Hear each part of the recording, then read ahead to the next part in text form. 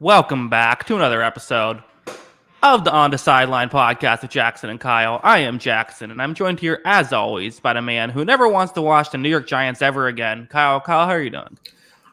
Doing good. Probably, just as much as you don't want to watch the Rays ever again. Yeah, that's I don't know, basically just about equally inept offenses there, Kyle. Sorry, man, that was rough. That was a mean dig. I'm sorry. No, it's trust me. I was saying much meaner things about them today. You don't have to worry. Yeah, it was I thought the Rangers had a decent shot just because of their bats, but I mean, just the way it went down was pretty shocking, and being a sweep too. Yeah, I mean, there's no shame in losing to the Rangers. The Rangers are a good team. There's shame in scoring one run now in your last 4 postseason games, getting swept out of the wild card round in back-to-back years. Like that's just, or I guess one run in each series, so 2 runs total. They came 2 outs away from setting the record for most consecutive innings without scoring a run in the playoffs.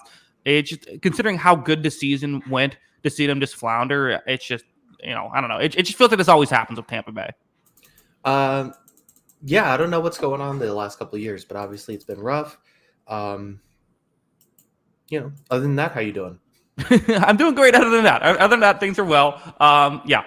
Maybe we could touch on it more at the end. I don't know. Baseball in general, in a rough, not the most exciting wild card round so far, but what should be exciting is this week of football. A lot of good games, but first, as always, we're going to touch on the Monday night game because obviously we couldn't cover it last week because it happens after the show on Sunday. The Giants are a bad football team, and Kyle, I think a victory lap is in order for us. I think we're right more than we're wrong. Yeah, we're definitely don't bat 1,000, but all those people who called us Viking haters, who called us Giant haters, who called us Trayvon Walker haters. Mm-hmm. You can go up and down the list. Obviously, we don't bat 1,000. We're not perfect, but look, we don't hate your team. That's what we're trying to say. We don't hate your team. We just think it's very good. And this Giants team is not very good. They were basically giving me free money last Wednesday when I got them at, I got the Seahawks at plus odds. Incredible. Got them with points, and I mean this was a domination. So not much else you could say about it. So speaking of gambling, I did make some money today on the Tampa Bay Rays. I was on the Rangers, was not having too high expectations, but that's it's a conversation for another day. Yeah, but this is the thing, right? We said all last year the Giants aren't a great team. They're lucky to be here, and they're well coached, and the coaching is something that probably helps. The Giants, it seemed like feels like everyone realized, Giants are kind of punching above their weight class a little bit. Daniel Jones isn't that great. Basically, everyone knew that it wouldn't be a good idea to give Daniel Jones that contract, except for the people that were actually in charge of if he should get the contract or not. Yeah. I don't even like the franchise tag, and this is the exact situation a franchise tag is built for. Mm-hmm. You should 1,000% franchise a quarterback before you franchise tag a running back. Right. Even if it's Saquon Barkley, you should just always do it. Yeah, and it's like, and I think there's a couple things. For one thing, people kind of brought up the contract itself. The contract's bad. I mean, it's going to be bad for a minute because they still have to pay him next year. Like you're stuck on it for another year, and then the year after, you're still stuck paying him. Even if you cut him, you're still stuck paying him $22 million that year. So for the next 3 years, you're going to have deal with the bad Daniel Jones contract. I think it's worth mentioning. A lot of people have said Daniel Jones isn't the problem, and he's not. Daniel Jones is not the problem with the Giants. Daniel Jones is the fine quarterback. I've actually probably been more pro Daniel Jones the quarterback than a lot of other people have. He's a fine quarterback. He's not a bad quarterback, but it's just the team building philosophy that I really had an issue with, of them failing to realize that they weren't great last year, and instead of improving their weaknesses, felt like they could just run it back and things would work out the same. Yeah. Completely agree with that. So they didn't add enough to this roster. I know they went out and got Darren Waller, but when's the last time we saw Darren Waller be an elite football player? I think he's talented, but at the same time, when's the last time we see him be that level? And there's just not enough. There's not enough skill guys.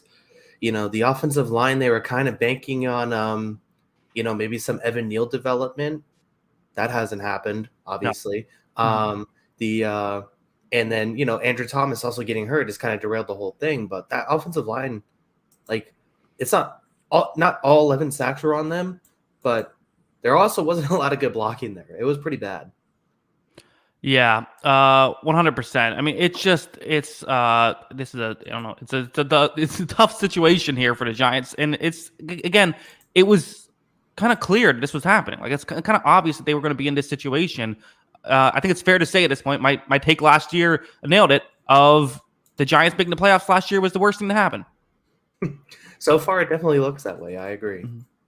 And I do think they'll get better. Like again, I think Daniel Jones. One of the issues too is Daniel Jones legitimately isn't playing as well as he did last year too. Like that's another aspect.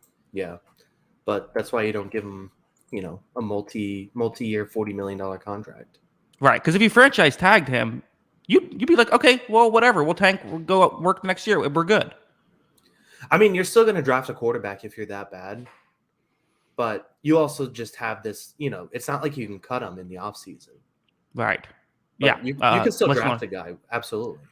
Yeah. But the issue is too. I mean, it's such a. I mean, 11 sacks in this game, and like, you know, it's worth mentioning. Sacks are a quarterback stat, right? Like sacks, the biggest indicator of sacks is quarterback, not off. The one I always go back to is what David Carr, not Derek, David Carr. His brother, who kind of the narrative was the Texans had such a bad offensive line that he couldn't, like, no way he could succeed in that situation. They gave up league average sacks before Derek Carr, or before David Carr was there, and after David Carr was there. Like quarterbacks are a lot of times the issue with those big sack totals. Well, it was only after because the team didn't exist before he got there. All right. Well, then it was when he wasn't playing. Then is what I meant. Yeah, I mean, it definitely was a problem. So yeah, I mean, I completely agree with that. I mean, there's been a few, there's a lot of cases of people like that, and if you're gonna play, if you don't have that internal clock, it's hard to be successful. My general consensus is that quarterback plays bad, just across the board. Not Drew Lock. Hey, Drew Lock is back. 2 for 6, 63 yards. He was the best quarterback in this game. Drew Lock is the, he's just, screw it. Someone's down there. He doesn't know who's down there. He's throwing it to somebody, though. That's Drew Lock in a nutshell. I mean, and that's the lowest moment, right? When Drew Lock comes in and Drew Lock's beating you as a Giants fan. You just have to be, because like there was that moment when Geno got hurt. And it's like, okay, maybe the Giants could come back. Maybe this could be a good thing. And then Drew Lock they started to play better with Drew Lock. It's like, okay, this is just not our season if you're a Giants fan. Yeah, it's just not happening. So is this recoverable? I guess is the question. No, they're screwed. I really think they're in a bad spot. I think that this is a fundamentally flawed football team with not that much talent that made the playoffs last year. That's how I've always felt. And now I feel like it's coming true. Yeah. I mean, there are winnable games eventually on their schedule, but not a lot. And they're starting at Miami and at Buffalo these next 2 weeks. I mean, there's a good chance they're looking at 1-5, and maybe they get the Commanders, the Jets, and the Raiders, but there's still the Cowboys on here. There's still the Eagles twice. They got the Rams. There are not a lot of easy games. Yeah, I don't think they're the worst team in the league. I just don't think that they're a very good team. Yeah, I would agree with that. The Giants played a team in this game, spent a lot of time talking about the Giants, as deserved, because they're the bigger story. But the Seahawks have looked much better after that, rough week 1 against the Rams. I think, to me, the biggest thing we have to talk about is the emergence of Devin Witherspoon, who's really, since getting playing time here for Seattle, making the most of it. He obviously had that long pick 6 against Daniel Jones, really doing some good stuff. I said since doing playing time, he's actually leading the team and leading the cornerback in snaps. But if I remember correctly, he didn't get a ton right away, but maybe I'm misremembering. Devin Witherspoon's great. Yeah, really good stuff in this week. Not even just the sacks, or the interception. It was 2 sacks, multiple tackles for loss, and kind of that whole thing of, this guy's not afraid to hit people. This guy's not afraid to play, and he definitely showed that in this game. Not to mention the good ball skills and the interception return. So if he's as good as advertised, that's a huge step up for this defense, because this past defense wasn't good the first 3 weeks. It really hasn't been. If he's able to kind of lead this group, and Reek Willing gets a little better too, this could be a really kind of dangerous group. So yeah, I think that's a huge added aspect. Bobby Wagner at 33, still doing some big things. 17 tackles is just insane, and 2 sacks. So yeah, I mean this defense looked significantly better. I guess we'll say, we'll see if it's not if it's a Giants thing, or if the Seahawks actually are better defensively than they were the first 3 weeks of the season. I don't know what the answer is to that. And then, I thought they did a pretty good job given the circumstances. They had to manage a Geno Smith injury in this game. Still kind of managed the game well and, got out of here with the easy victory. Yeah, completely agree. Let's preview week 5. Why don't we? Week 5 already, Kyle. I know. We're rolling through the season, man. What are we doing? It always sneaks up on you. You always, get so excited. And the next thing you know, week 5. Kyle, you had a great week last week. Didn't add any points to your total. You hit your lock. Did get one game wrong. But, very good total. I had a good week as well. I only added 2 points to my total. So, but you chipping away, one of those, I don't know, it's like one of those like baseball games where, a team wins like 1-0. One pitcher goes 8 innings, 1 run, and gets the loss. That's how I feel about my performance last week. Yeah, felt good about what I was doing. Loved the process I had, kind of sticking to that, and looking for those easy. If I can get Seahawks on the road at the Giants with just to win, I'll take that every time. So that was the lock of the century. Yeah, that was the one. In hindsight, that's like one of those. It's like how does that happen? Kyle, you're still down though, so you give me a game first. All right, getting it started right. I think there's some interesting games on the list here. We are starting with one that probably not a people are excited to watch, but I think there's some intrigue here. Jets at Broncos. Oh, yeah. We're starting off strong here in this podcast. No one's going to turn it off this early. Jets, Broncos. The reason why we do it this way, giving each other games, is in theory to try to give each other the closest games and the most exciting ones. You don't think this is going to be close? Well, it could be close. I don't know. I actually feel this one was a little bit lower down on my list. I'm still going. I think the Jets are going to win this one. I actually think this is going to be one of those games that I think the few Zach Wilson believers that are still left, I think they're going to end up having a solid offensive day. Zach Wilson coming off a good game against Kansas City. I think it got a little overhyped, but it's still a good game. Denver's defense still stinks. I think the Jets' defense is real. The Jets have a side of the ball that is legitimately like really good still. I think the Jets should be favored here. I don't blame the idea that the Jets should be favored. Going on the road cross country would be tough. Like, I'm not buying that all of a sudden this is going to be Zach Wilson's fix. This is the Zach Wilson resurgence moment, because I still think he missed some throws in that Sunday night game, despite playing obviously significantly better. I think they've simplified his process a little bit. There wasn't a lot of reading the defense, I felt like, in what they were asking him to do. And he's going into a Denver game where Denver has seemingly cannot cover anymore. Right. Literally anything. So maybe there's a recipe for success there. That being said, this Broncos offense has been all right.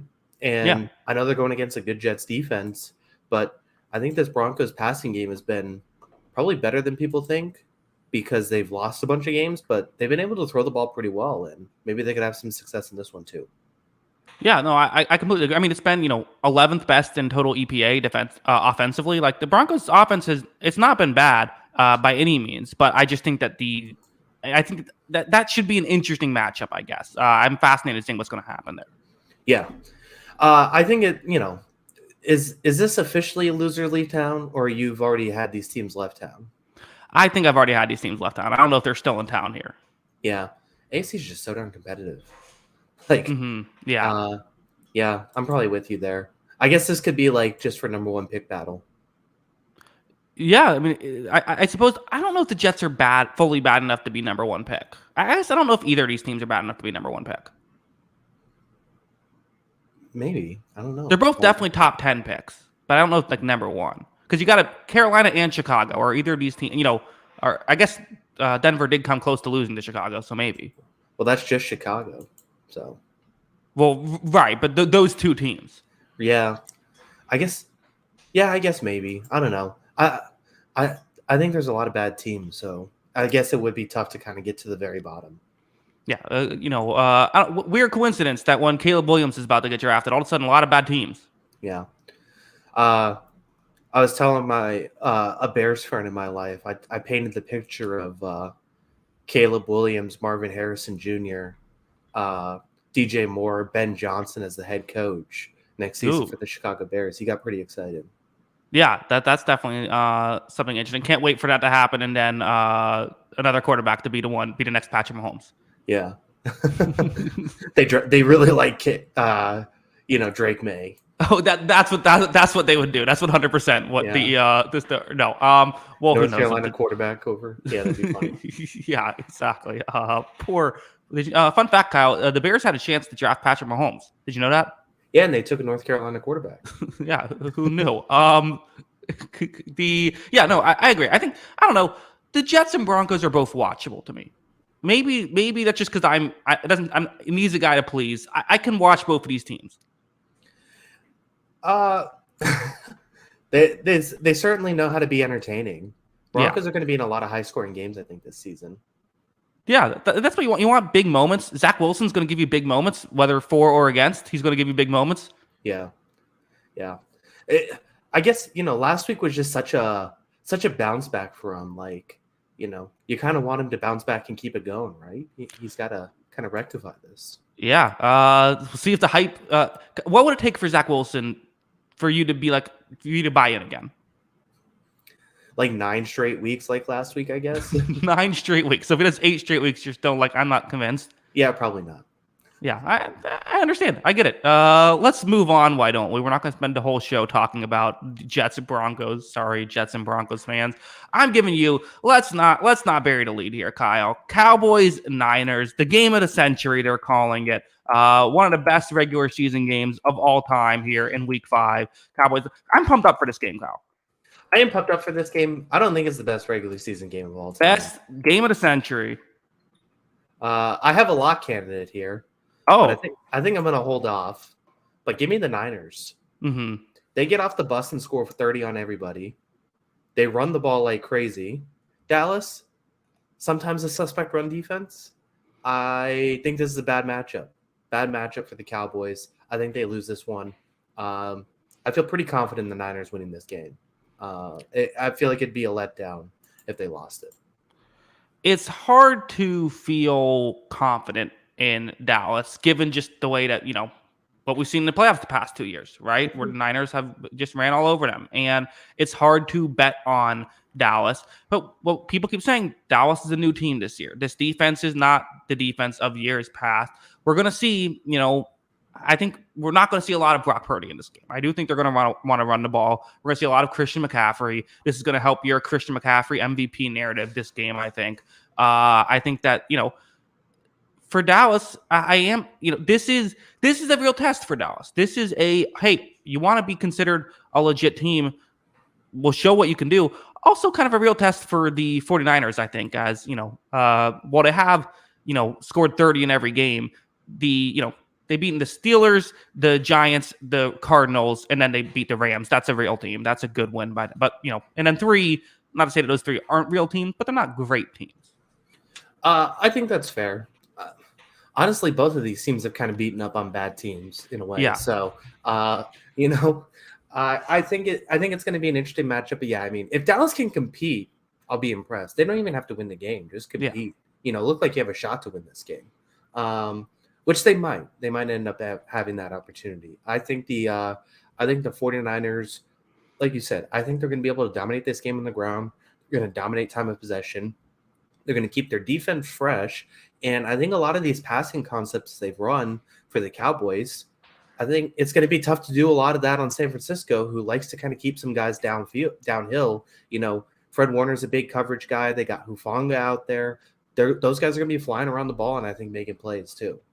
Yeah, I do think that I could see. I don't know. It almost feels like I want to see like a Brandon Cooks game here. Like this is where we still haven't seen a ton from this Dallas offense because they keep getting out by these big leads early on. We still haven't really seen who they are. Here's a good question, DG in the chat: who do you trust more, Purdy or Dak?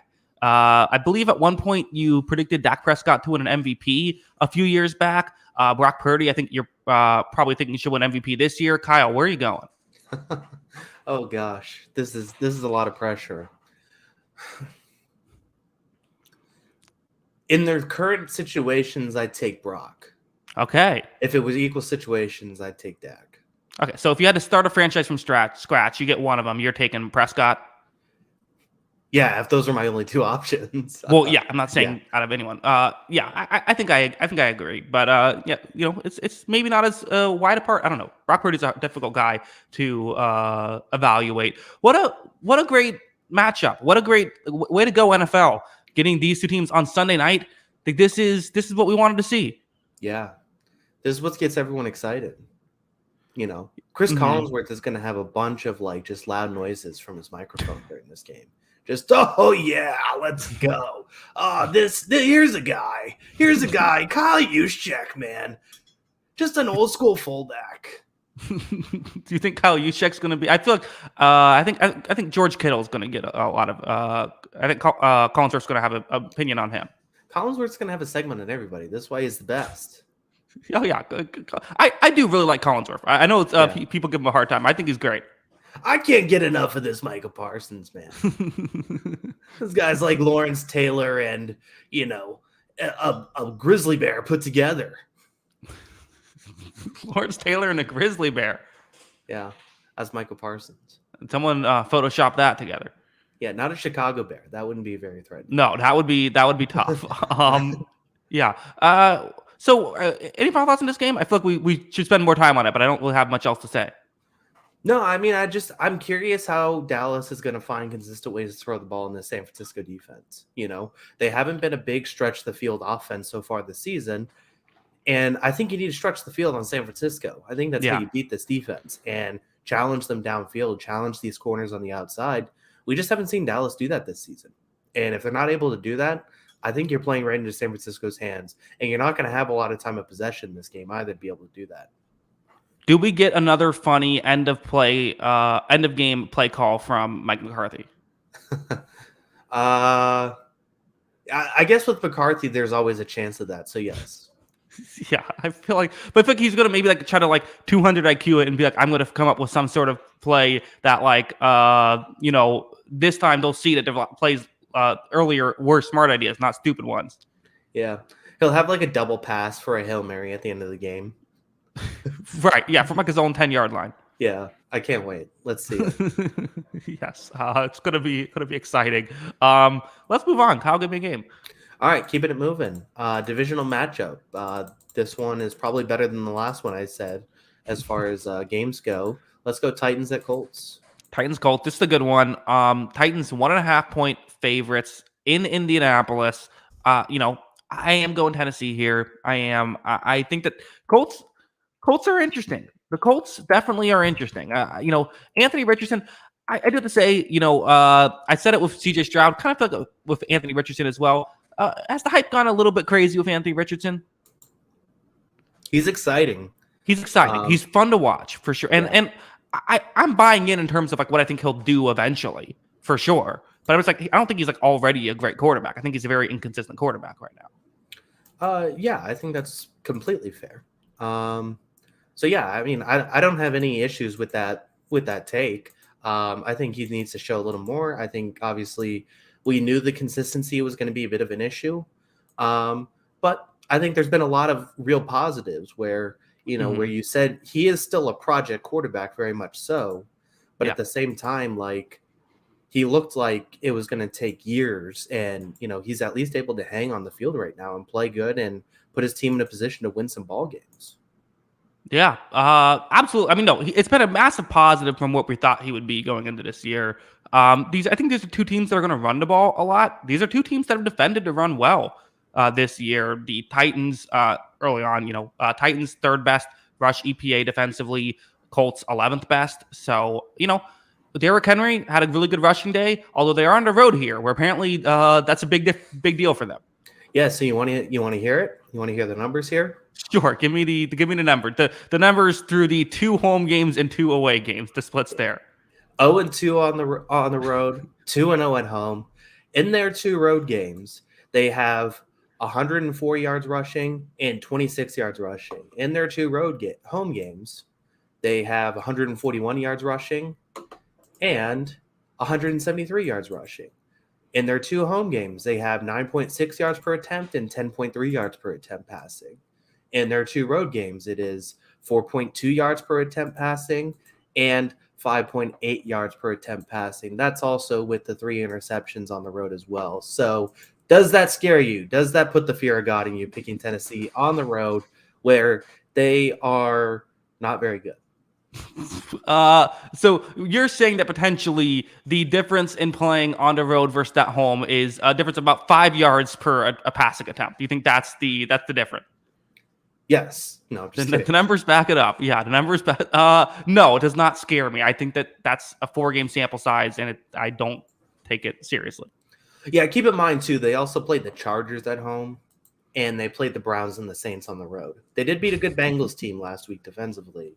Potentially good.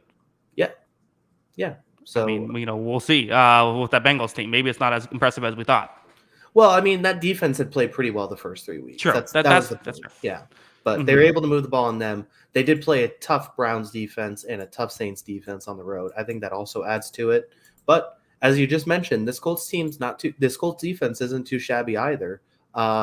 Great D tackle matchup. We got Simmons and Buckner, so this should be some good stuff. And I'm kind of with you. It feels like an old school game where it's like who's winning on the trenches is winning this game.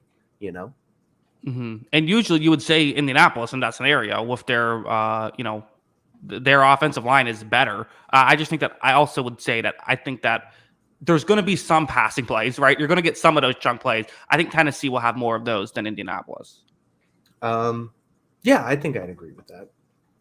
Yeah, so it should be an interesting one. Every team in the AFC South 500, very fascinating. Any final thoughts on this one? No, we can move on. All right. I will give you a game. I'm going to go, how about Texans Falcons? Falcons 2-point favorites coming off of a little bit of a slide here. Atlanta has lost, back-to-back games at this point, needing a win at a bad loss in London, playing the Houston Texans, the red hot Houston Texans, coming off a big win over Pittsburgh. Where are you going here? I am not scared at all.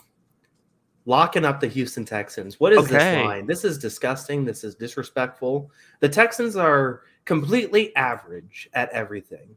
They are 16th in offense and 16th in defense. They are 2-2 overall. The Falcons are really bad at throwing the football, like really, really bad. And it makes them really, really bad offensively. I do not see why they are favorites here. These are not evenly matched teams through what we've seen through the first 4 weeks. Granted, small sample size, but through the first 4 weeks of the season, one team looks a lot better than the other, and it's not the team that's favored. So I'm taking the Texans. I'm just taking the Texans to win. I'm buying into Houston. Let's make it happen.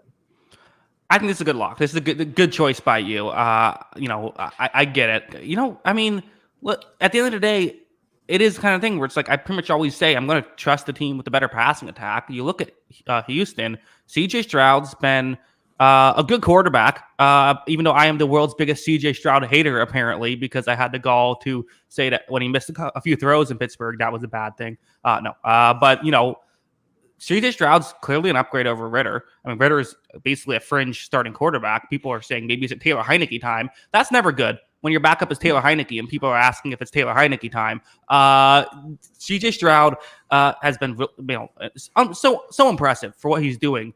Just, guy's 22 years old. It just turned 22.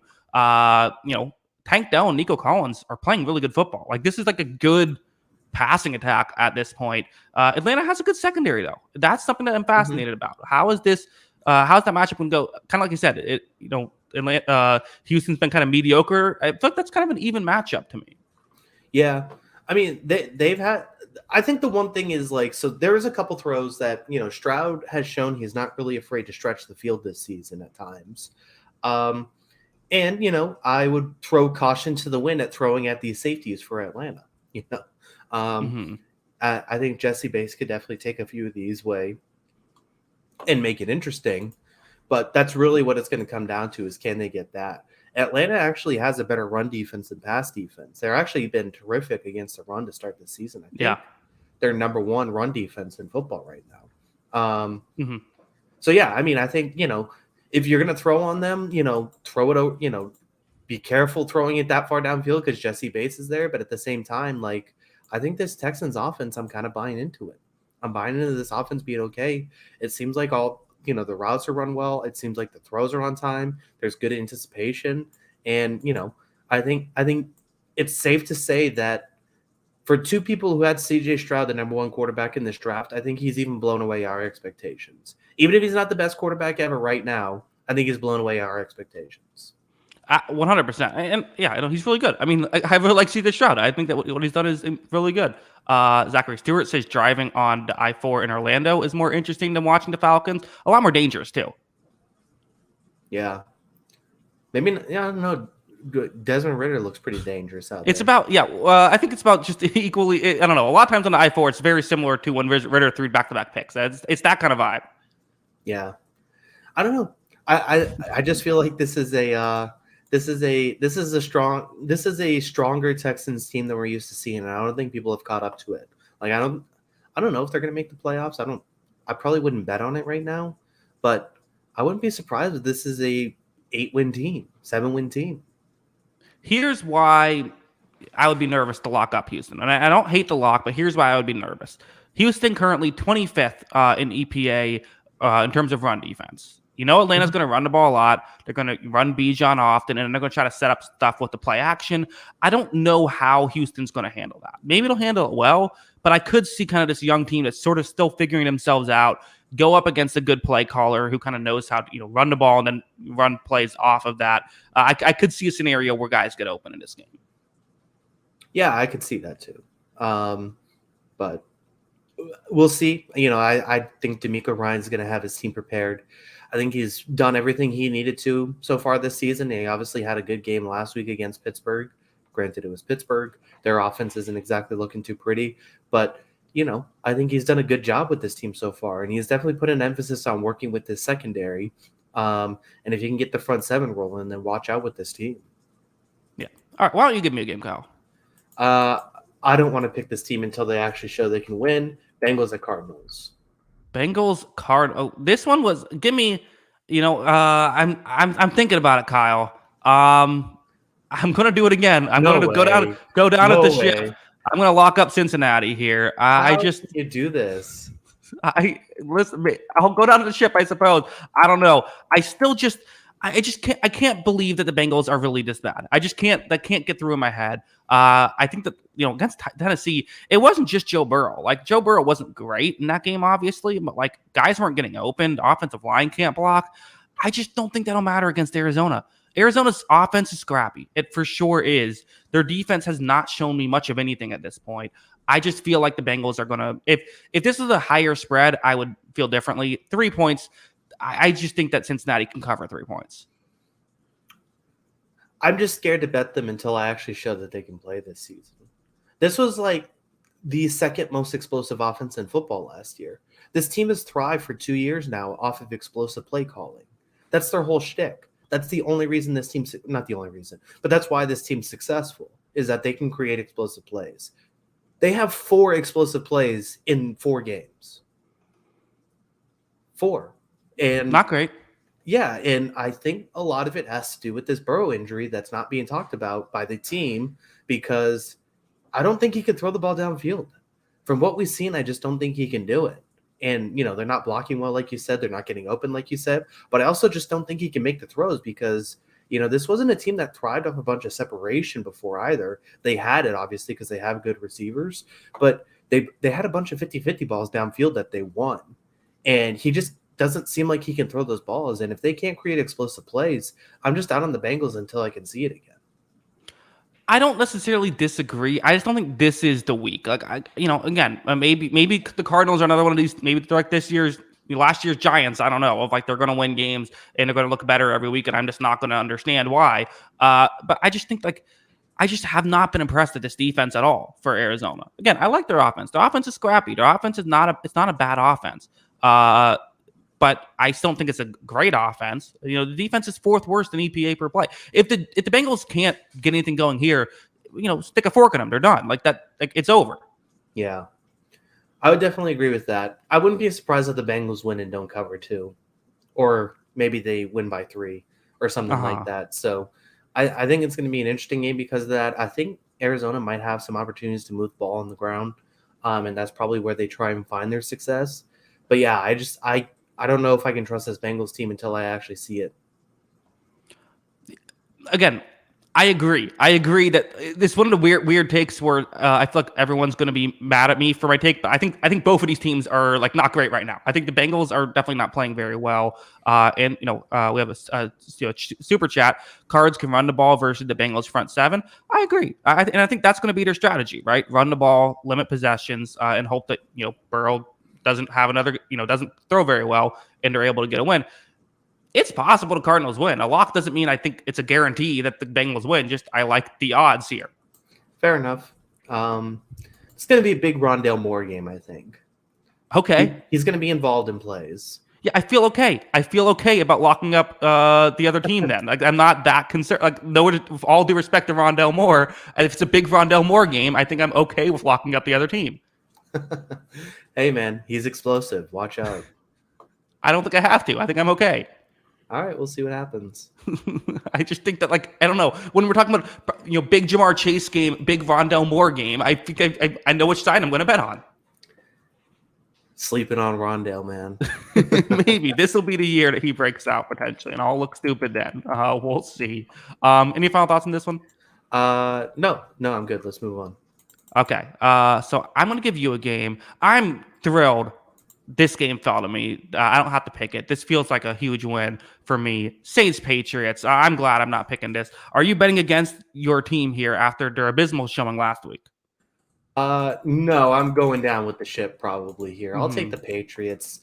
Like similar to what I just said about Joe Burrow. I don't think Carr can throw the ball downfield, although he did have a few in that game. He basically threw everything at the line of scrimmage, and maybe like Alvin Kamara gets a bunch of catches and breaks every tackle, which is basically what happened 2 years ago when Jameis beat us. Very annoying game. So maybe that happens again, but I just think the Patriots, despite some defensive issues, injuries, despite all the problems with their offense, have enough here to get it done. So give me the Pats. And I think to me, a lot of it comes down to how healthy is Derek Carr. And part of why I'm glad I don't have to pick this game is because if Derek Carr is what he was last week, I fully agree. Give me New England, who just got J.C. Jackson back, which is of course they did. That makes sense. Although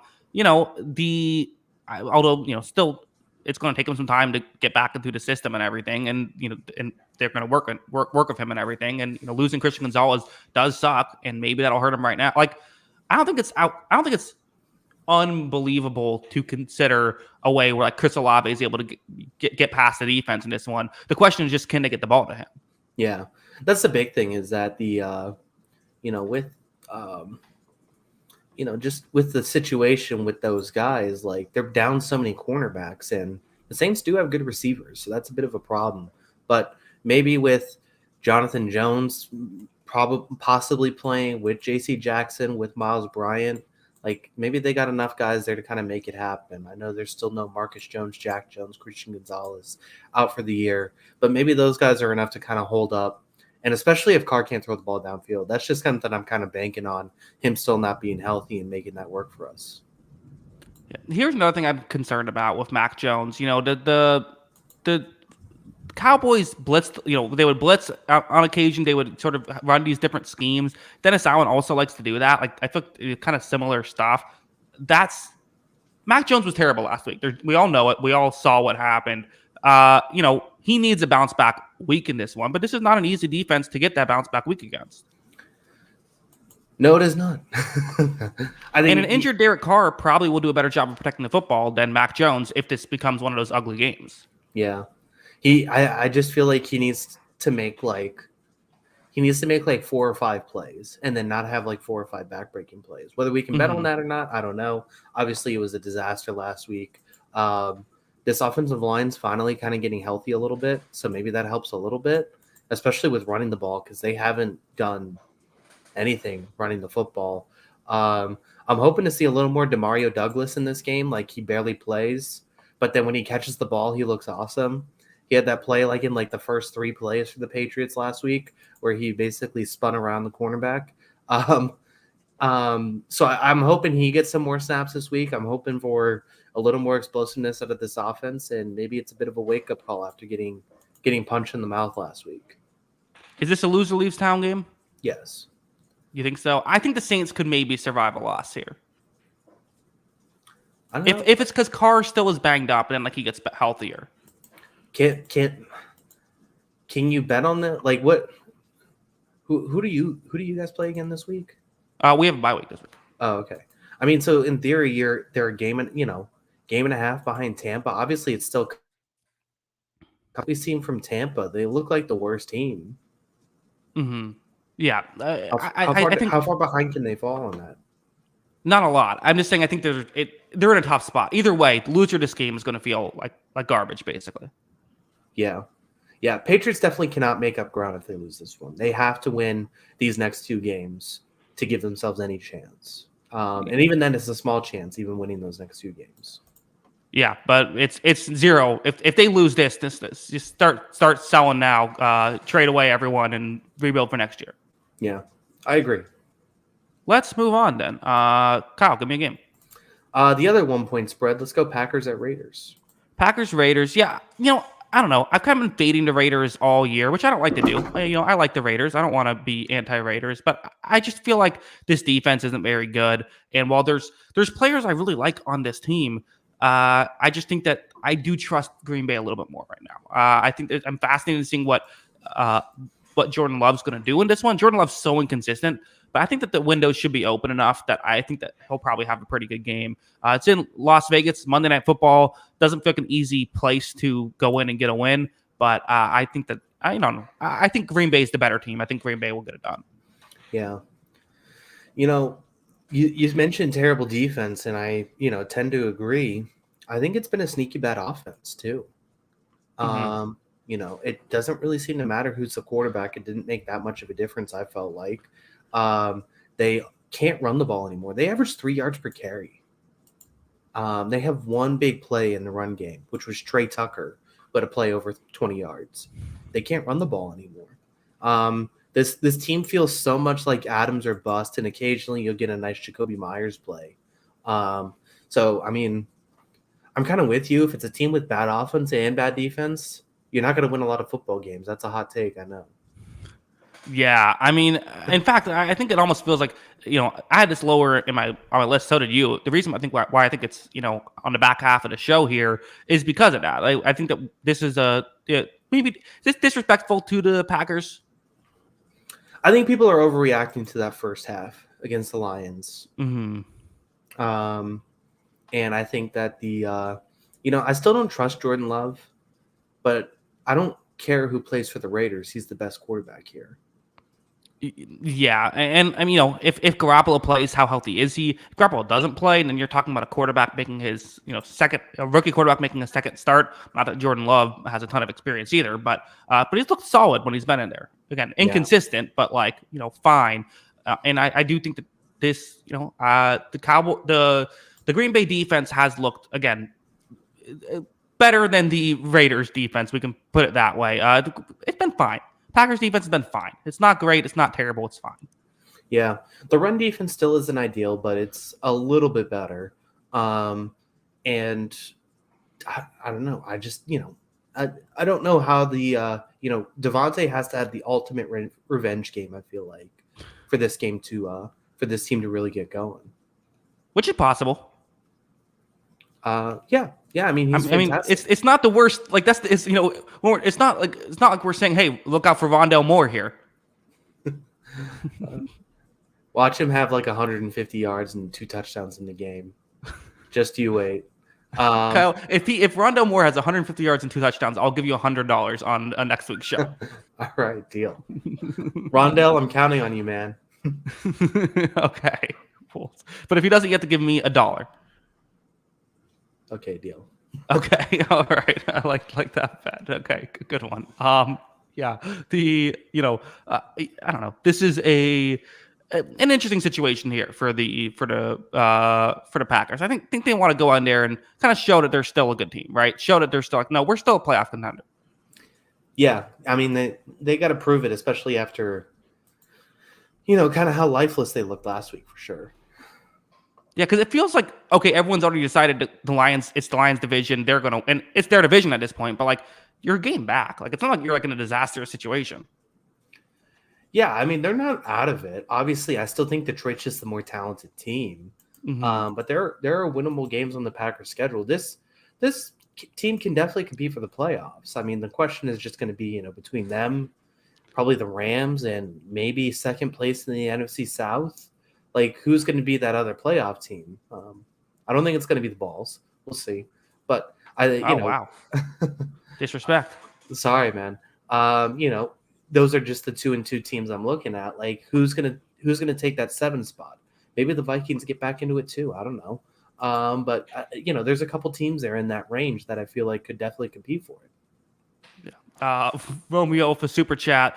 Sneaky bad offense. Laughing. Then there's crying emojis. My Raiders. Sorry, Romeo. Yeah. Didn't mean to bring it up, man. I'm sorry. Zachary Stewart says, "Not my balls." So yeah. Let's. All right. Want to move on? Yeah. Let's keep it moving. Well, let's talk about. Actually, no, we're not going to talk. We're going to talk. Let's talk about the Bills, Jaguars versus the Bills. Another London game here, as the Jaguars at home here on the road. That makes sense, kind of.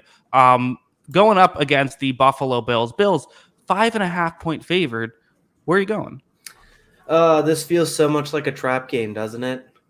Mm-hmm. The Jaguars had the entire week in London. They didn't come home. They basically played in London back-to-back weeks. That feels like a huge travel advantage. The Bills played this dramatic game against Miami, which was hyped up as the game of the week. Everyone's excited for it. The Bills deliver that statement. They dominate. All of this just screams trap game. Jaguars win it like 20-17. But Bills are still too talented in my book. I know they lost Trey White again, which is unfortunate. But I still think they're the more talented team. I still think they're able to get this done. I just wouldn't be surprised if it goes either way. Yeah, I agree. I think the Bills deserve to be favored, especially after what they did last week. I do think that I actually think the Jaguars defense could do some nice things in this game. Mm-hmm. I do think they could frustrate Josh Allen a bit. And like we said, what Josh Allen are you going to get? You never know, and you hope that it's not the best Josh Allen. There was that year that the Bills lost to the Jaguars when the Jaguars were terrible in recent memory. I think I kind of agree with you where it's like I think that the Bills offense should still score enough, and I do think the Bills defense should be able to do well against a Jaguars offense that really hasn't put a lot of points on the board this year. Yeah, I mean they haven't really moved the ball that well. I mean their EPA per offensively, they're 24th. I mean, like it's been a bottom 10. I think it'll turn around. I think that some of that is fluky, but like this has not been a dominant offense. No, 100%. I mean they have really not been that great, and even last week that they won pretty comfortably, the offense kind of stuck in the mud. Got stuck in the mud a little bit during that week game too. So, I think that they've struggled at times to move the ball. I don't know what's going on with the offense. I think, I don't think the play calling's been great. It seems like the structure's been a little off. Maybe they get better as the season goes along, but it hasn't been firing on all cylinders like we were hoping this Jaguars offense could. Yeah, it's just a weird situation because I actually feel like Trevor Lawrence has been pretty good. I don't think he's the I don't think it's like he's not playing particularly well. I think the guys aren't really getting open. I don't know if that's coaching or if that's just guys aren't getting open. I don't know. But, Christian Kirk has, I don't know. I know everyone like to make fun of, let's say, oh, you all thought the contract wasn't great. Christian Kirk is not living up to the contract this year. Yeah.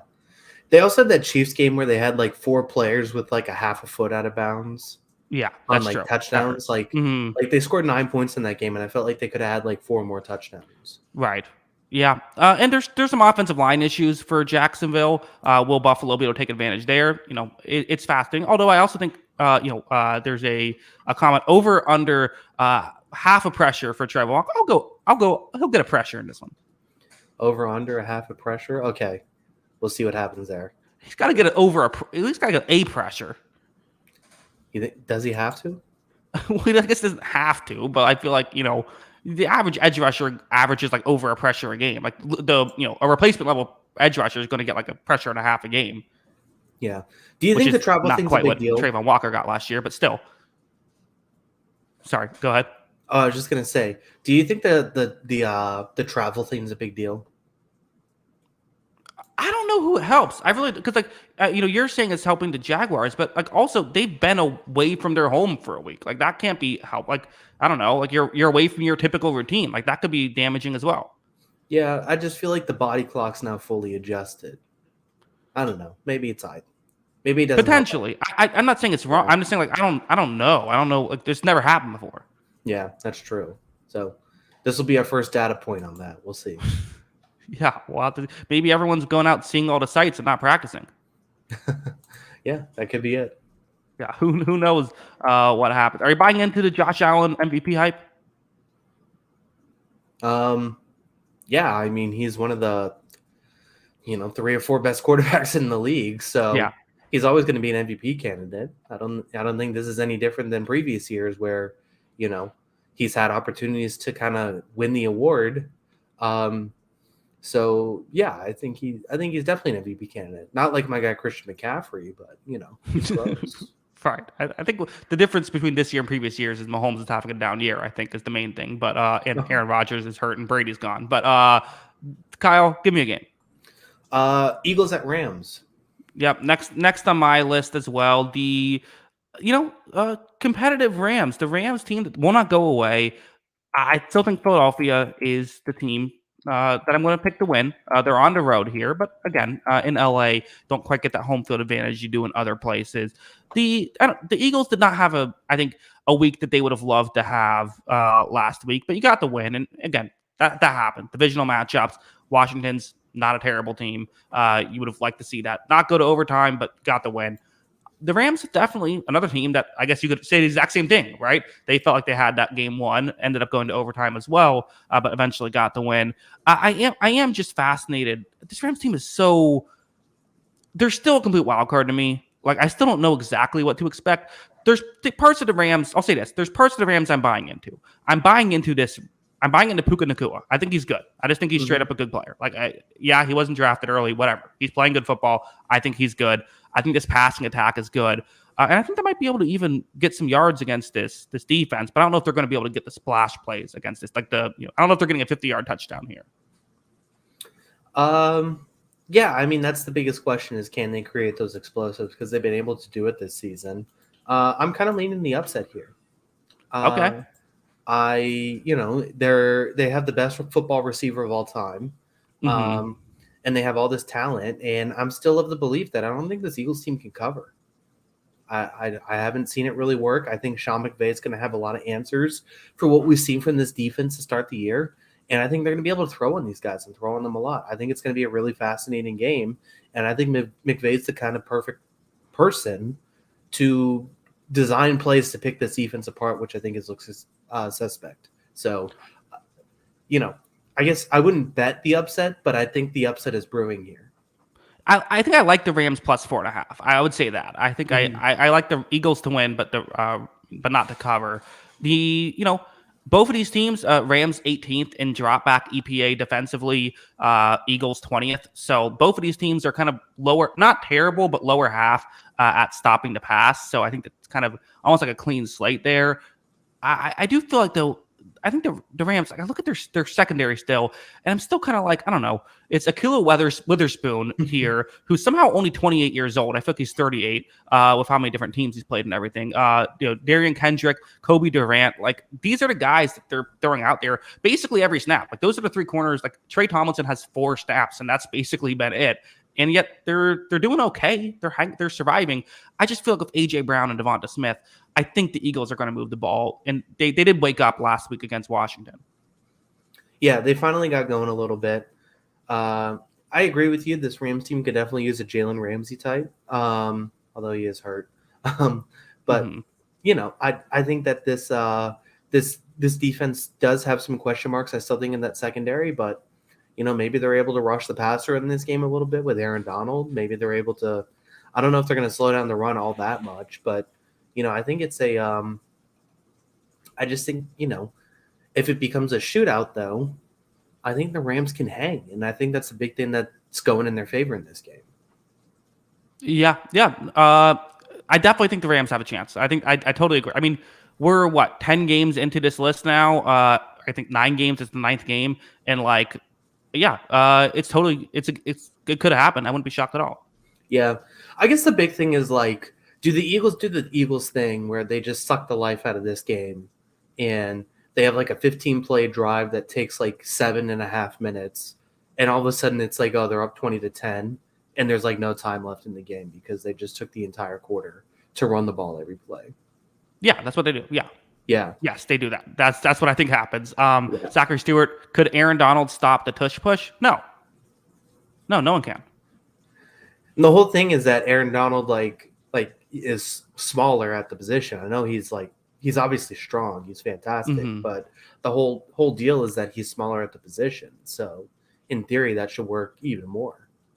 Yeah. I can't remember. Are you in favor of banning the tush push? No, I'm not. Like, I definitely think a quarterback's gonna like have some like back spasms or something from it, and then it's gonna become a question. But I don't think it should be banned because it's like the Eagles are too good at it. Like other teams have tried it and failed. Right. I think to me, I just think the quarterback sneak in general should be banned because it's not a very exciting play. Yeah, if it's not fun, it's not in. Yeah, I mean, like we saw baseball, make rules to make the game more interesting, and it like had resounding success. Like on a 4th down and 1, I want to see, a typical football play, not like just a play where like, every time there's a quarterback sneak, you can't even tell if they got it or not until like the ref comes in. It's always like, oh, did he get it? I don't know if he did. Let's check and see what the ref has to say. Like that's not interesting.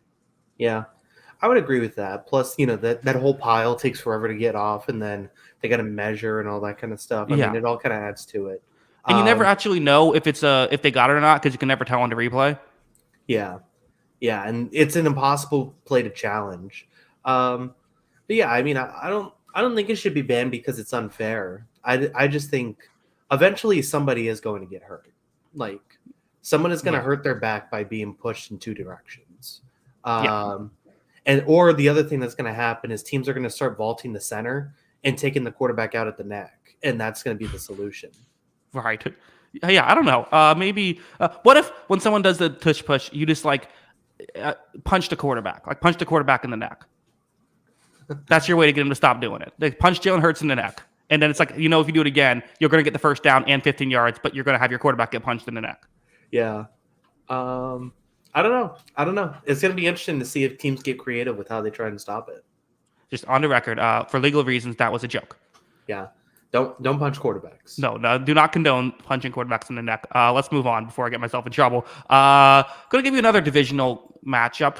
Always exciting when these two teams play. I don't care how bad one's looking right now. Ravens, Steelers. Where are you going? Ravens. Really, not the Steelers. Not the Steelers. They can't move the ball. I don't trust the Steelers offense to score points. I think the Ravens are still dealing with injuries, but I think they have enough. Lamar Jackson might be enough in this game alone. Give me the Ravens here, and I might take -4. I think they win by a touchdown. I think I agree. I don't love any of the games left, but I think the Ravens deserve to be favored. I'm interested in seeing, with the I'm assuming it's Mitchell Trubisky this week, with the Kenny Pickett injury. Does that help or hurt the Steelers? Certainly wouldn't be a good indictment on the future of Kenny Pickett if Mitch Trubisky is an upgrade. Right. That would. I mean, I don't think Trubisky's terrible though. Granted, you draft a quarterback in the first round to be better than Mitchell Trubisky, but I don't think he's like a disaster. Yeah, fair. What is a disaster though is the Steelers' offense so far this year. Yeah, I mean they can't block. No, they can't block, can't get open. Yeah, they can't run, they can't throw. I just don't know what. Their best offense had almost been Kenny Pickett's legs too. I was gonna say TJ Watt. Yeah, that too. The Mhm. occasional George Pickens play. So I don't know I don't know how you manage to I don't know how you manage to move the ball. And this Ravens defense has played well. Like the defensive line, I still think is pretty good despite the injuries in the secondary. Kyle Hamilton's now not just good; he's like one of the best safeties in the league. Mhm. They Yeah. have all these pieces still in place, even with the injuries. I mean, so Steelers currently have the second worst EPA offense this year. Ravens the third best. Don't Giants are the only team with an offense worse than the Steelers right now. I mean, like this is this could be a disaster. hmm Yeah, this could get away from them real quick. How is this just -4? I guess because it's Pittsburgh and because you know that it's you. I mean, you know this game's gonna be way closer than it should be, right? You just know that's gonna The happen. divisional rivalry history, yeah, that's going to play a Uh-huh. big part in it. And it's the Steelers.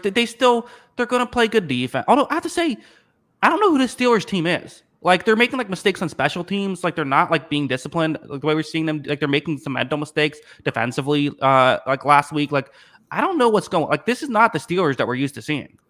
Maybe Mike Tomlin and Bill Belichick just need to go to the XFL. Well, I think Mike Tomlin's still good. I think he's having a bad year. Yeah, I don't know. Maybe the game's passed them by. I don't know. Could be that. I think you just want someone else to also have the game pass them by. That's not Bill Belichick. You don't want him to be the only one. Yeah, that's fair. Him and Jeff Fisher can go. Jeff Fisher. No. Yeah, I mean, I don't believe in anything for this Pittsburgh team. I don't like this. The offensive line's hurt, not good. They're probably not going to have Fryermuth in this game. They don't have enough receivers outside of Pickens. Obviously, the defense is still good because TJ Watt's there, but just haven't really been impressed with this team at all. I don't think it's a good team. Also, Alex Highsmith's awesome. Like he's not getting enough Yeah, credit. that's true. Yeah. He's like a really good. Like he's like I don't know. He's probably is he a top 25 edge rusher in the league at this point? I'd have to check my list. Well, see, sorry, I don't know. Maybe that's a difficult question, but like he's really good. He is a good player. Yes. He would not be a bad edge rusher one on a team. No, I agree.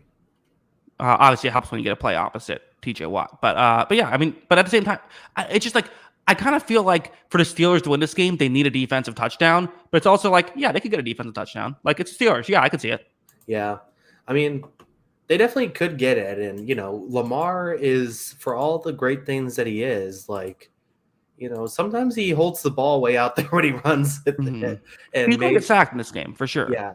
Maybe TJ Watt hits him, knocks that thing loose. I mean, there's definitely some variables that I think Pittsburgh can lean this game in their favor, but I still think they're going to need more than like 4.5 yards per play, which I just don't think will happen. Yeah, it's not going so great for Pittsburgh, but we'll see. It's only a fool bets against them, but right now we're betting against them. Kyle, give me a game. Chiefs at Vikings. Yeah, next on my list as well.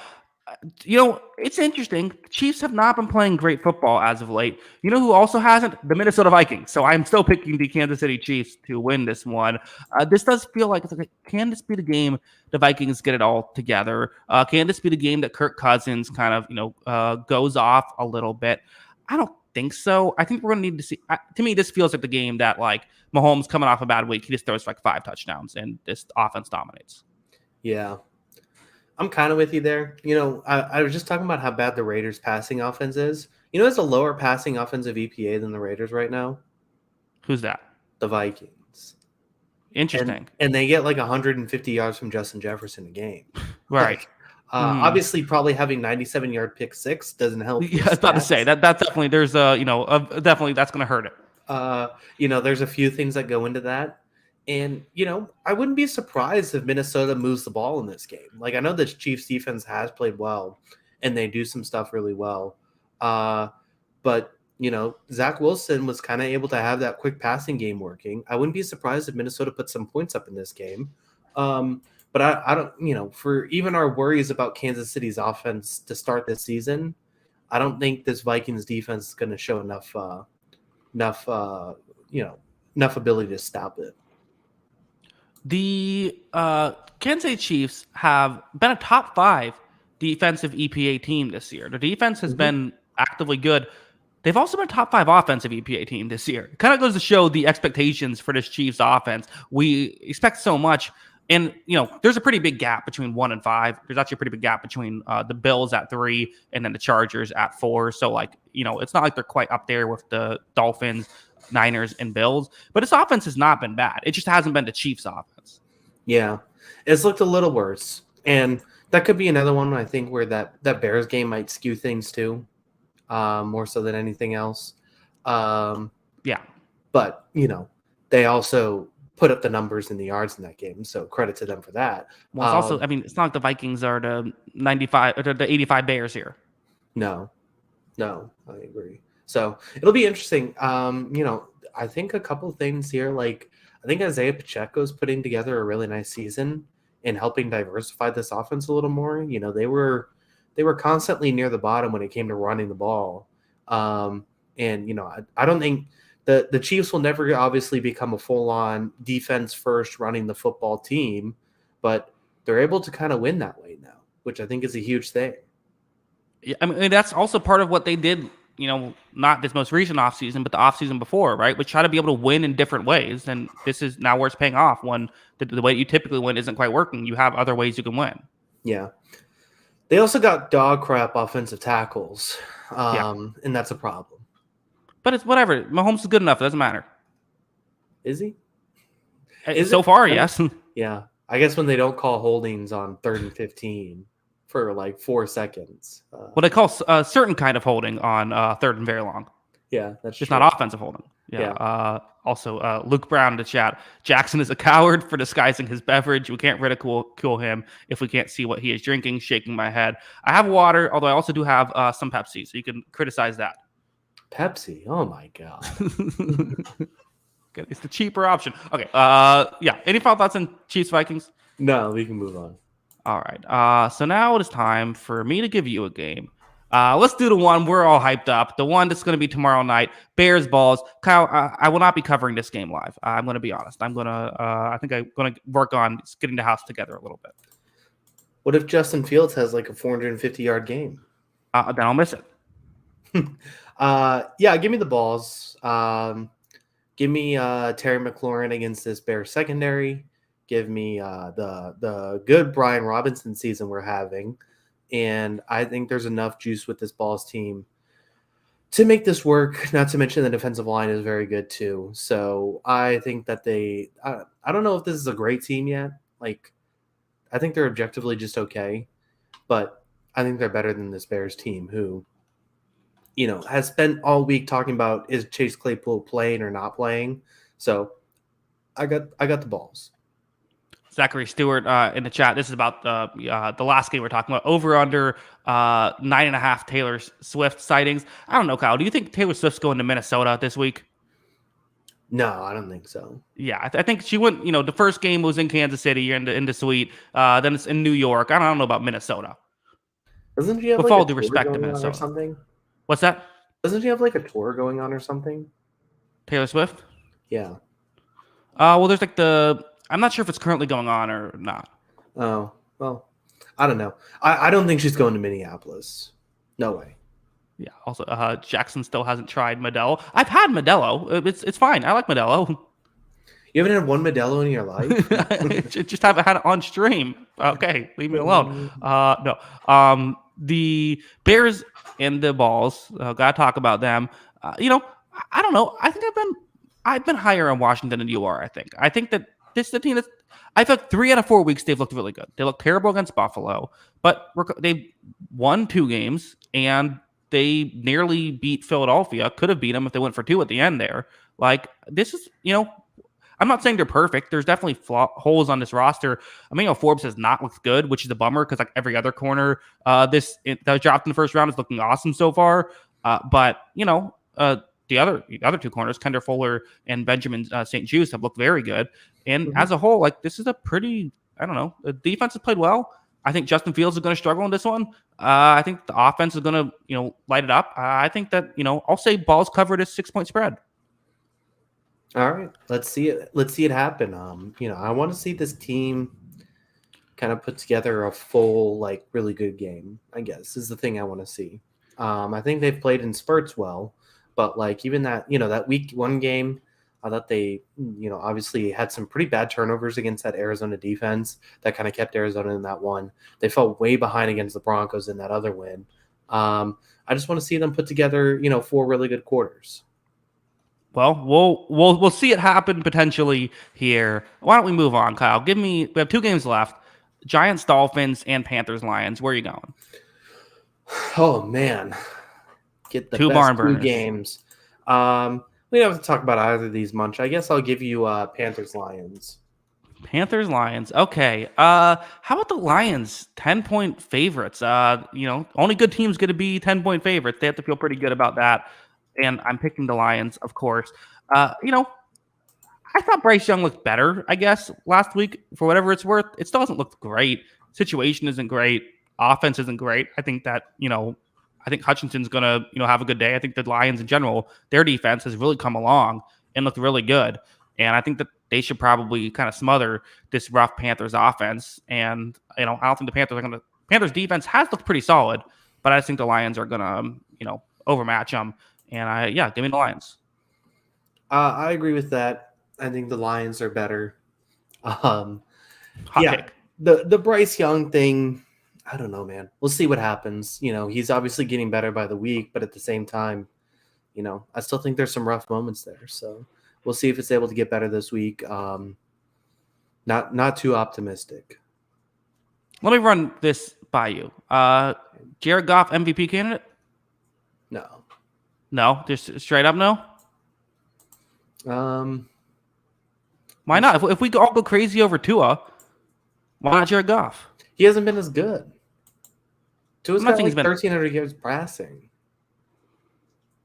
I don't know. I feel like he's done some nice things. I think he's been nice, but like Tua's path to MVP is blowing away the stat comparison. And as much as Jared Goff, I think, has played well, I don't think he's going to blow away the stat comparison. Maybe not. Yeah, you might be right about that. I think that's but I don't know. I don't think it's crazy to think that like the stats could be really good for Goff. Yeah, but I just think if they're not great, he's not winning the narrative war, right? Yeah, you're right. That's fair. Yeah, and I mean Tua still leads the league in passing, one of the highest completion percentage. He's at almost 10 yards per attempt. So I just think it could become a point where those are just insurmountable numbers. So yeah. And it's also probably part of it too is probably like it's just gonna be hard for someone like Jared Goff to win it, just like narrative wise. Like same like when Cousins was actually kind of like having a good enough year to maybe be considered. Like it's still like, well, it's Kirk Cousins. Like no one's gonna actually consider him. Who would you take this season, Stafford or Goff? I think Stafford. I think Stafford actually has a legitimate MVP. If we're doing like first quarter MVP, I think Stafford might. You could argue he's the guy. Stafford's been impressive. Now, I think he's been, despite having more interceptions and touchdowns, I think he's been impressive. So yeah, I definitely think it's a conversation. I've been impressed with him. I mean, I've been impressed with a lot of these guys, like at the top at least. I think the problem I have with quarterback play right now is once you hit like quarterback 10, feels kind of cruddy. Yeah, but we're in a bit of a lull here, quarterback play. So maybe this is the year then that a non-tier 1 quarterback getting paid can get it done, like Jared Goff. Any final thoughts on this one? No. I have a working theory that spread offenses are ruining quarterback play in the NFL, but that's for a different podcast at a different day. Okay, I like that one. Giants Dolphins. The Giants taking on Miami. 11 points. This is a game for you to pick. Are you going Giants or are you going Dolphins here? I'm gonna take the Dolphins. Who covers? Who wins? Do the Dolphins cover the 11-point spread? Yeah, why not? Yeah, that's 11 points is a lot. Yeah, they win by 2 touchdowns. I don't know. I think the Giants could maybe move the ball in this one, right? Can they? Who's playing? Well, that's fair. Daniel Jones. Well, we know he's playing. That doesn't make it feel that much better. Is Saquon playing? Is Andrew Thomas playing? I think they're both questionable. I don't know how, Thomas did not practice again today. Saquon, let's see what it says here. Limited capacity. So maybe that helps a little bit, but without Andrew Thomas, I don't think that's not much help. Yeah, I think that's a problem. And I will say the problem I'm having is that the Dolphins secondary that we all expected to be fixed with Vic Fangio still has not looked very good. No. And maybe the Bills, Josh Allen got hot. Josh Allen on fire is the most unstoppable force in this league. Maybe that's part of it, but at the same time, like I think this team's secondary is still kind of struggling. So maybe that's how you have success. But I'm also not scared of this Giants passing game. So I don't think they can even take advantage of that. And as much as Miami's defense has struggled passing wise, the Giants are still worse pass defense. And you know who you don't want to be bad pass defense against? The Miami Dolphins. So I think I think the Dolphins win this one by 20. Yeah, I mean it's not a dangerous bet, even with the 11 points. Joe, with the super chat, I'm dreading this one. I get it, Joe. He also said when I responded, I think the Giants could move the ball. He said no, they most definitely cannot. The chat is all over. We have Dolphins by 20. Spread isn't big enough. LMAO of 80-3. People are not. I think the problem for the Giants is they're dead. Our chatters are funny. Yeah, they're not too optimistic. Poor Joe. Yeah, poor Joe. I don't know. Everyone say something nice about the Giants to make Joe feel better. Say something nice about the Giants. Andrew Thomas is good. He's injured though, so that doesn't count. Something nice about the Giants. Saquon Barkley, no, he's also injured. Dexter Lawrence is still good. Yeah, that's true. Leonard Williams, despite not being worth his contract, is still an effective player. Mm-hmm. Yeah, there's something nice. You won a Super Bowl in 2011. I guess that's nice too. Yeah, Daniel Jones was very good last year at throwing passes 0 to 10 yards down the field. Yeah, that's true. He's fast. Sneaky athletic for white guy. Paris Campbell is not the worst wide receiver in the league according to PFF. Is he second worst? He's fourth worst. Yeah, he's got a few guys ahead. That's nice. Hey, you know what? I agree with Joe. Even complimented himself here. Kayvon is good. Kayvon made some nice plays. Yeah, Kayvon's good. Yeah. Well, how did we miss that one? Yeah, that's the nice. That's where all the nice stuff goes, right? Yeah. Yeah. I guess that's the nice thing. I don't know. Like this team, they're not very good. Sorry, man. But they. I don't even know. So their 3 losses this season so far are by 40, 21, and 18. And I have a hard time seeing them keep this in 3 scores. Yeah, it's not looking great. So how many points did Dolphins score? Did they score more than 35 on this one? Yeah, I'll take the over. Yeah, I think so too. I think that this could be tough for it. Due to Giants, the Daniel Jones turned the ball over more than once in this game. Yeah, I'll say that happens. Okay, yeah, not too optimistic on the poor Giants. So, knowing anything, everyone here's the thing that's in the Giants' favor. Everyone is so on the Giants losing that I feel like they're going to at least do decent. Could you imagine if they win this game? That would be incredible. I hope it happens. Yeah. Joe will just be so drunk the next time we hear it from him if that happens. But so we'll see. I think that's all about that game, right? Yeah, that's it. That's our show. And if you're thinking this show is shorter, bye weeks now, a couple of less games to talk about. We're finally in the bye week section of the season. Easier for us people in the industry here, in the podcasting industry. Yeah, thank goodness. We needed a break. Yeah, too much going on with us. Yeah, we're too busy people. Right. Yeah, we're glad that we don't have to do the grueling task of podcasting. Yeah, I know. There's a lot of prep work that goes into it. So I've been told. I haven't done it, but Yeah.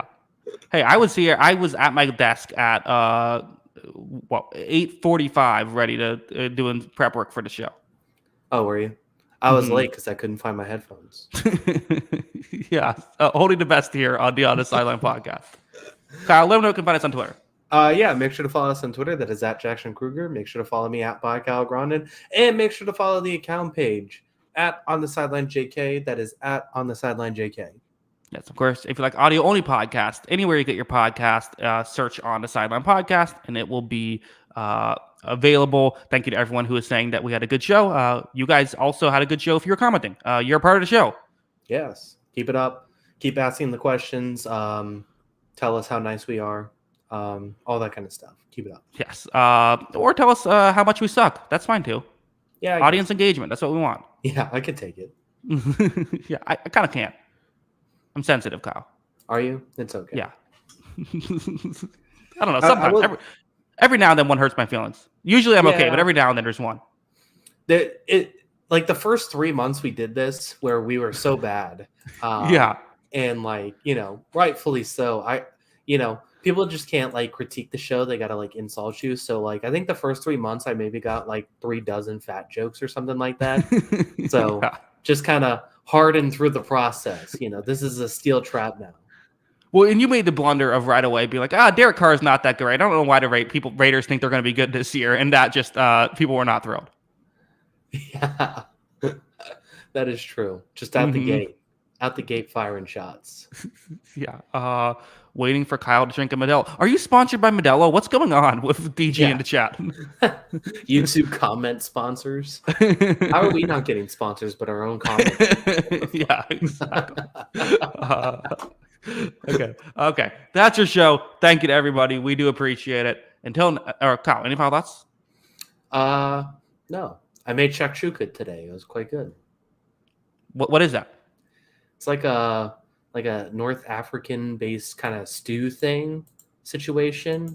It's like vegetables, like canned tomatoes, and you like cook eggs in the tomatoes once everything's cooked. A lot of spices. It's actually quite spicy. It was good. So. Okay. Well, if anyone wants a recipe, hit up Kyle on Twitter. You know where to find him. Thanks to everybody again. We do appreciate it. And until next time, have a good one. Peace.